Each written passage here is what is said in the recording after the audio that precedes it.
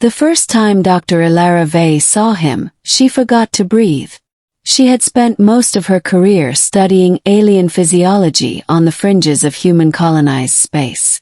As part of the Interstellar Alliance Science Corps, her mission was to chart species compatibility, not just for trade and diplomacy but for survival.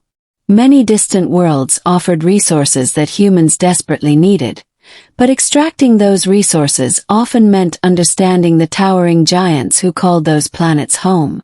This assignment was different. Station Helix 7, orbiting a crimson gas giant, had sent a distress call. A mining crew had unearthed a massive being encased in crystal. Not a fossil, not a corpse, a living alien, preserved in some form of suspended stasis. When Elara arrived, the creature had already awakened. The first impression was sheer size.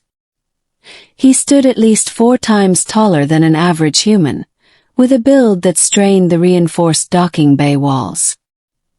His skin was a deep silver hue that shimmered under the harsh lights, ridged with bioluminescent markings that pulsed faintly with emotion.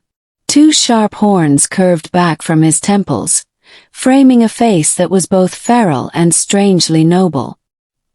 His eyes, bright molten gold, locked onto Elara's as if recognizing something in her he had been waiting for. "My name," his voice rumbled through the chamber, shaking the floor, "is Kalen of the Orsath."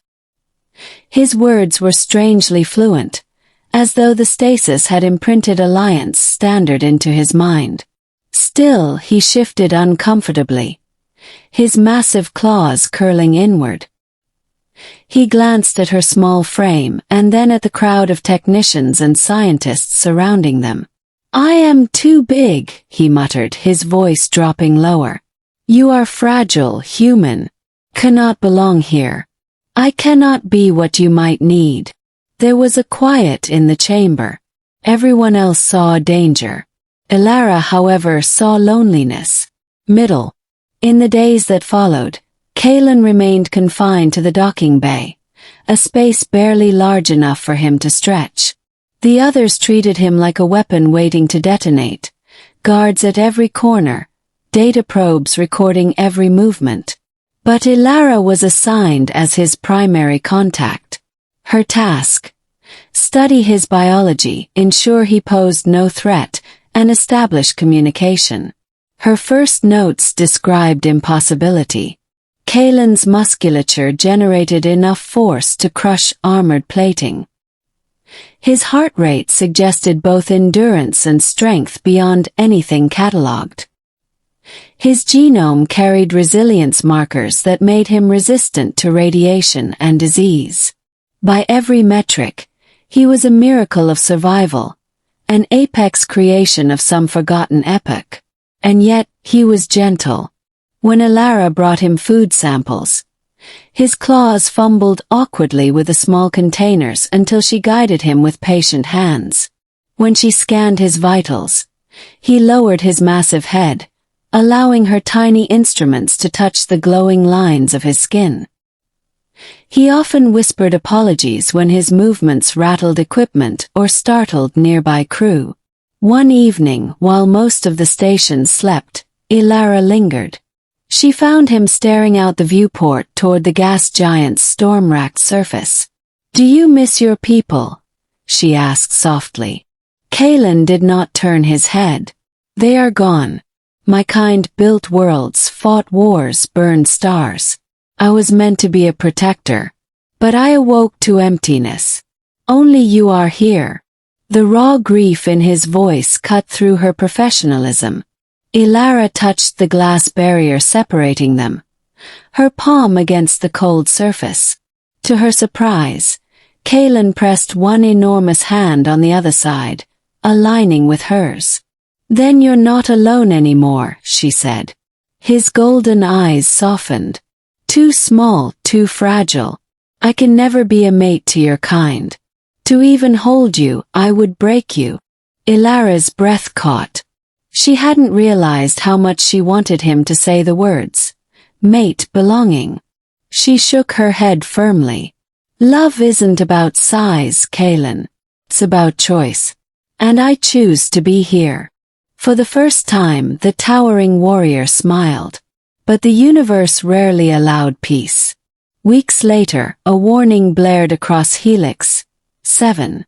A rogue fleet of scavenger raiders, drawn by rumors of the awakened giant, attacked the station. Their goal was obvious: capture Kaylin and sell him as a living weapon. The docking bay became a battlefield. Explosions rocked the hull as mercenaries stormed in, weapons primed. Elara rushed to Kaylin's side, but he towered above the chaos, eyes blazing with protective fury. "Stay behind me," he thundered. With a roar that rattled bones, Kaylin moved. His massive frame was no longer hesitant or awkward. He was born for battle. Claws sliced through enemy exosuits like paper, and his tail, long and spiked, swept whole squads off their feet. Energy blasts struck his silver skin but dissipated against the glowing ridges. But even Kaylin's strength had limits. A plasma cannon fired point-blank, striking him in the chest. He staggered, blood glowing like liquid light spilling across the floor. Elara screamed, rushing to his side even as alarms blared for evacuation. "Kaylin!" She pressed trembling hands to the wound, though he was far too large for her to stop the bleeding. Tears blurred her vision. "Don't you dare leave me. Not now." Through ragged breaths, his golden eyes found hers. "Elara. Told you. Am too big. Too much destruction, too much pain. Not fit to be." "Stop," she cried. "You are not too big for me. You're exactly who I need. You've protected me, cared for me, shown me more love than anyone else. Size doesn't matter, your heart does. And it's the strongest I've ever known." Her words cut through his despair. With a final surge of will, Kaylin pushed himself to his feet, shielding her with his entire body. The scavengers faltered at the sight of the bleeding giant refusing to fall. Reinforcements from Helix 7's defense fleet arrived, driving the raiders back into the void. The battle was over. Kaylin collapsed, but this time into Elara's waiting arms, or as much of him as could fit there. She whispered against his skin, "You're mine, Kaylin. Mimi. Nothing will change that." Ending. Recovery was long. Kaylin's alien physiology healed, though scars of glowing silver now traced his chest like constellations.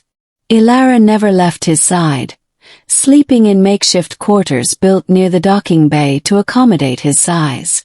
The Alliance wanted to transfer him to a military program, to harness his strength. But Elara fought fiercely, presenting evidence that Kaylin was not a weapon, but a person deserving of choice and freedom. With her reputation as a scientist, and her uncompromising passion, she won. Kaylin was granted asylum as a protected ally, free to remain with her. One quiet night, Elara brought him to the station's observation dome, rebuilt after the attack. Together, they looked out at the swirling storms of the gas giant below. Kaylin crouched low, bringing himself closer to her height. His voice was softer now, though still resonant. "Elara, I never believed I could be enough for someone so small, so fragile. But you saw me. You gave me a reason to be more than a relic." She smiled, resting her forehead against the glowing ridge of his skin. "You don't have to be anything but yourself. That's all I'll ever need." Kaylin's massive hand carefully cradled her body, lifting her into his palm. She did not flinch, did not fear. Instead, she wrapped her arms around one thick finger and held him tightly. "I was wrong," he whispered, golden eyes shimmering. "I am not too big to be your mate. I was only too afraid. But with you, I am whole."